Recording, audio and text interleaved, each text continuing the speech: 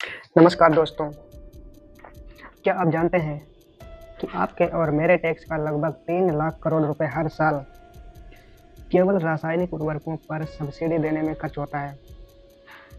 यह एक ऐसा खर्च है जो हमारे देश के खजाने पर बहुत बड़ा बोझ डालता है। तो दोस्तों, आखिर इतना पैसा खर्च करने के बावजूद भी क्या हमारी फसलें सुरक्षित हैं? क्या हमारी मिट्टी स्वस्थ है? दुर्भाग्य से जवाब है नहीं। रसायनों के अंधाधुंध उपयोग ने हमारी मिट्टी को बहुत ही कमज़ोर बना दिया है। उसकी उर्वरता बहुत खराब हो चुकी है। तो दोस्तों, इस गंभीर चुनौती का समाधान लेकर आई है केंद्र सरकार की एक नई पहल पीएम प्रणाम योजना। यह सिर्फ एक स्कीम नहीं है, यह हमारी धरती माँ को बचाने और आपके स्वास्थ्य की रक्षा करने का एक राष्ट्रीय संकल्प है। आज के इस विश्लेषण में हम पीएम प्रणाम की पूरी कहानी समझेंगे और ये आपकी खेती, आपके स्वास्थ्य और हमारे पर्यावरण को कैसे बदलने वाली है। तो आइए जानते हैं कि यह योजना काम कैसे करती है। तो चलिए दोस्तों, शुरू करते हैं। सबसे पहले इस योजना का पूरा और बहुत ही भावनात्मक नाम जानते हैं, जैसे Prime Minister programme for restoration awareness nourishment and amelioration of Mother Earth. प्रधानमंत्री भूमि की पुनर्स्थापना, जागरूकता, पोषण और सुधार हेतु कार्यक्रम। इसका मुख्य लक्ष्य बहुत सीधा है: रासायनिक उर्वरकों का उपयोग कम करना और उसकी जगह जैव उर्वरकों को जैसे बेहतर टिकाऊ विकल्पों को अपनाना। दोस्तों, यह काम कैसे करेगी? यह क्या इसकी खास बात है? तो चलिए शुरू करते हैं। यह योजना राज्यों को प्रेरित करने के लिए एक शानदार तरीका अपनाती है। जैसे अगर कोई राज्य अपने किसानों को रासायनिक खाद का कम इस्तेमाल करने के लिए प्रेरित करता है और इस वजह से केंद्र सरकार की सब्सिडी में बचत होती है, तो उस बचत का जो 50% हिस्सा है वो इनाम के तौर पर उस राज्य को वापस दे दिया जाएगा जिस राज्य ने इसकी बचत को कम किया है।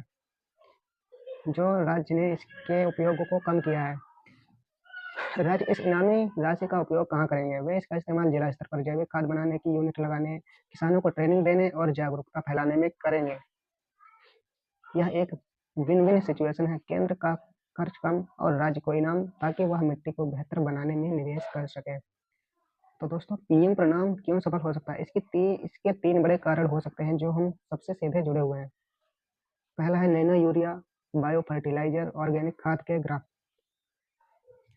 तो पीएम प्रणाम का फोकस किन विकल्पों पर है, ये हम जानते हैं। सबसे पहले इनको समझने की कोशिश करते हैं। तो दोस्तों, यह योजना नैनो यूरिया जैसे आधुनिक उर्वरकों पर जोर देती है। ये बहुत कम मात्रा में उपयोग होते हैं और इनसे परिवहन और भंडारण का भी जो खर्च होता है वो कम होता है, और फसल पर जो इसका असर है वो भी उस पारंपरिक यूरिया के कंपेयर में ज़्यादा देख सकते हैं। इसका असर बहुत होता है और ये पत्तियों पर छिड़के जाते हैं, ना कि ज़मीन में। उर्वरक इसका कोई ऐसा दुरुपयोग नहीं हो सकता है, हमारी मिट्टी को नुकसान नहीं पहुंचा सकता है। नैनो यूरिया एक बहुत अच्छा विकल्प हो सकता है। तो दोस्तों, दूसरे पे आता है कि यह स्थानीय स्तर पर जैविक खाद और जैव उर्वरकों के उत्पादन को बढ़ावा देती है, जिससे किसानों की रासायनिक खाद पर निर्भरता कम होगी। और तीसरा है, यह फसलों के गोबर और शहरी कचरे को सिर्फ कचरा नहीं बल्कि सोने के रूप में देखती है। इसे खाद में बदलकर किसानों के लिए एक नया आय का स्रोत भी बनाया जा सकता है। तो दोस्तों, इसका फायदा हम सबको कैसे होगा? तो चलिए शुरू करते हैं और बताते हैं। जब खेतों में रसायनों का उपयोग कम होगा तो हमें खाने के लिए शुद्ध जहर मुक्त फल और सब्जियां मिलेंगी, जो सीधे हमारे पूरे परिवार के स्वास्थ्य को बेहतर बनाएगा। मिट्टी का जीवन वापस आ सकता है, मिट्टी की उर्वरता जो कम हो चुकी है वो वापस आ सकती है। रासायनिक खाद से कठोर हो चुकी मिट्टी को जैविक विकल्प फिर से जान देंगे। मिट्टी की गुणवत्ता सुधरेगी, जिससे लंबे समय में उपज की स्थिरता भी बनी रहेगी। सरकार का सब्सिडी खर्च घटने से वह पैसा सड़कें बनाने, अस्पताल बनाने या स्कूल खोलने जैसे जरूरी कामों में लगाया जा सकता है। तो दोस्तों, पीएम प्रणाम सिर्फ एक सरकारी योजना नहीं है, बल्कि यह एक सामूहिक जिम्मेदारी है हमारी मिट्टी को बचाने की, अपने बच्चों को शुद्ध भोजन देने की और अपने देश के पैसे को सही जगह इस्तेमाल करने की।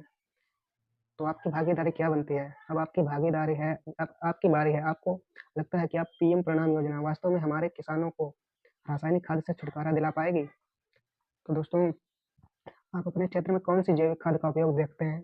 नीचे कमेंट में अपना अनुभव जरूर शेयर करें। अगर आपको यह जानकारी उपयोगी लगी हो तो वीडियो को लाइक करें और इसे अपने किसान भाइयों के साथ और उस हर व्यक्ति के साथ शेयर करें जो अपने स्वास्थ्य की परवाह करता है।